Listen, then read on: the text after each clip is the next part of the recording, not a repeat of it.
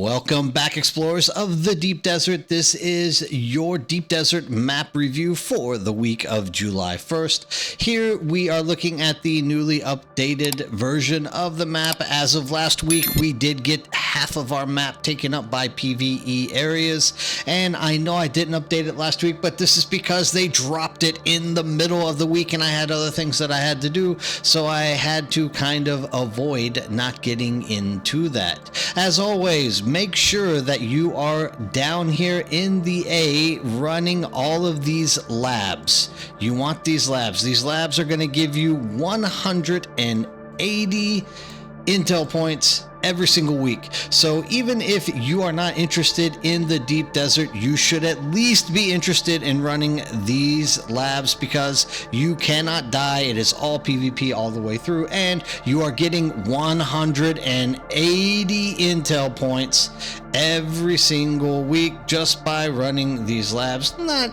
to mention all of the loot and the other materials that you can pick up while you are there. Now, this week's map is looking kind of tasty for people who are looking to get spice close up because we have an E5 large spice field right dead smack in the middle of the map.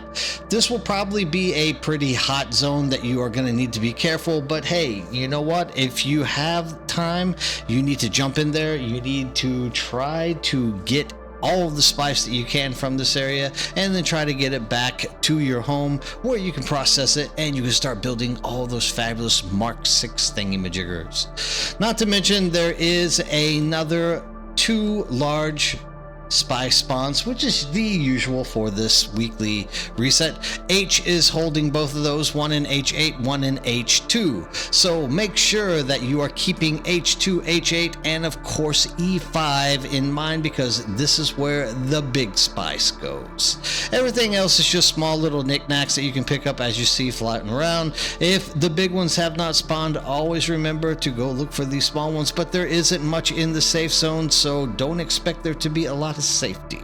Now, keeping this in mind, we do have a few labs out here in the Deep Desert, one being here in G6 and the other being in G3. Remember, if you are not adept at ground combat, you are gonna want to try to stay away from these because they are dangerous.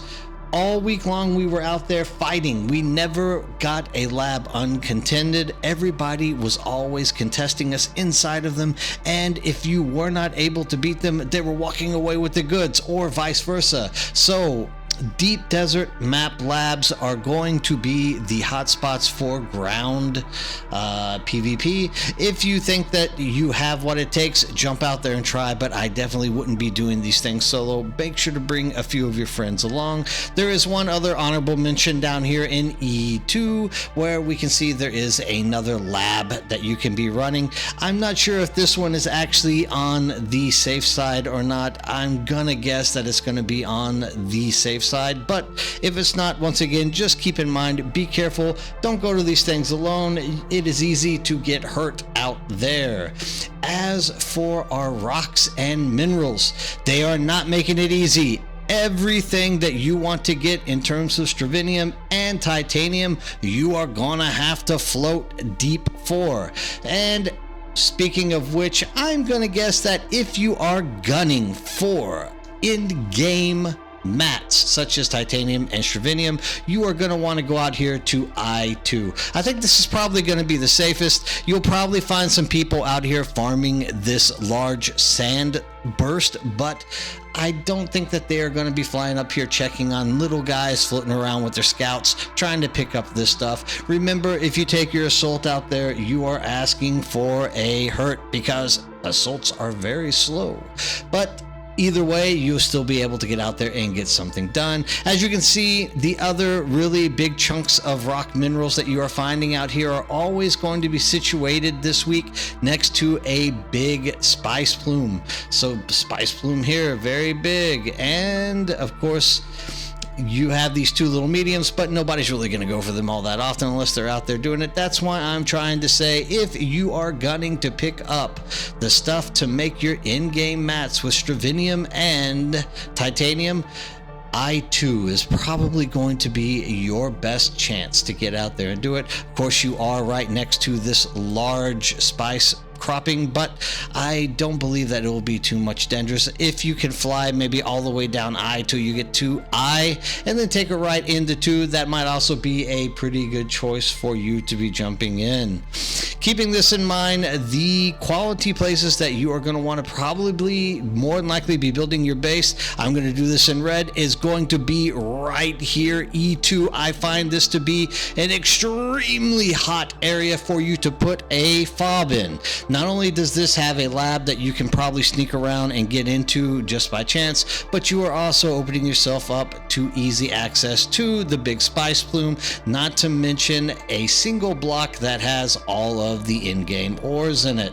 So once again, if you have a chance and it's not already sucked up for every single inch out there, make sure to try to jump into E2 and find yourself a nice quiet place for you to set up stuff. Another area that you might be doing is going to be this block of 3. I'm not sure if there's anything out here. Actually, this is more than likely just empty desert, so I'm gonna guess that somewhere around this area you will find those some kind of rock islands that you can set up in just to get out to these. But this is going to be your guaranteed if you can get out there before everyone else. Voila, you have the magic placed. You can't get your base destroyed as long as you're on this side of the E green zone, so make sure that you're careful and you're not setting up. Read that little symbol at the top of your screen, because you will find that some places look safe but they are PvP areas. And once again, thank you all for joining. That is the updated map for this week.